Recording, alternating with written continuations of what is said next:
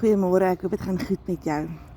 Vandag wil ek 'n gedagte met jou deel en is dalk net 'n handjie van julle wat vandag hierdie boodskap gaan vat en dis oukei. Want sien ons almal is op verskillende plekke in ons lewens en op hierdie stadium in my lewe is ek in die proses om te besef dat my kinders is besig om groot te word.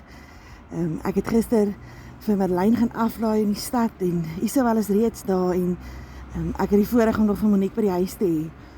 Maar toe besef ek, niemand berei 'n ma se hart voor vir die feit dat jy eendag jou kinders iewers moet gaan aflaai nie. Ons doen alles in ons vermoë om ons kinders voor te berei vir die grootmenswêreld of voor te berei vir graad 1 of voor te berei vir hoërskool. Maar op die einde van die dag, daai dag wat jy jou kind se hand moet los en sê, nou los ek jou hier. Dis verskriklik. Dis 'n moeilike ding om te doen. Ek onthou verlede jaar toe ons Isabel afgelaai het vir die eerste keer, ek het gehuil soos ek nog nooit gehuil het nie. En verlede week toe ons die eerste keer vir Marlyn gaan aflaai het ek gehuil van Pretoria tot in Witbank en Monique het gehuil van Witbank tot in Hendrina. Dit was 'n emosionele ding gewees.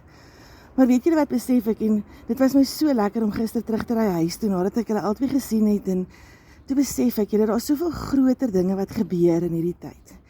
Een van die dinge wat ek net weer eens besef het, is as ek my kind se hand los, dat God nooit haar hand los nie. Jesaja 41 vers 10 sê, wees nie bevrees nie, want ek is met jou. Kyk nie angstig rond nie, want ek is jou God. Ek versterk jou, ook help ek jou. Ook ondersteun ek jou met my reddende regterhand. God hou jou kind se hand vas. Wat ek ook geleer het in die laaste tyd is, die tyd wat jy tans met jou kinders in die huis het, geniet dit. Maak tyd vir mekaar. Sit jou foon af. Maak memories, gaan doen goed, want eendag as hulle groot is dit die goed wat hulle terug gaan bring huis toe. Daai liefde wat hulle ervaar het in jou huis.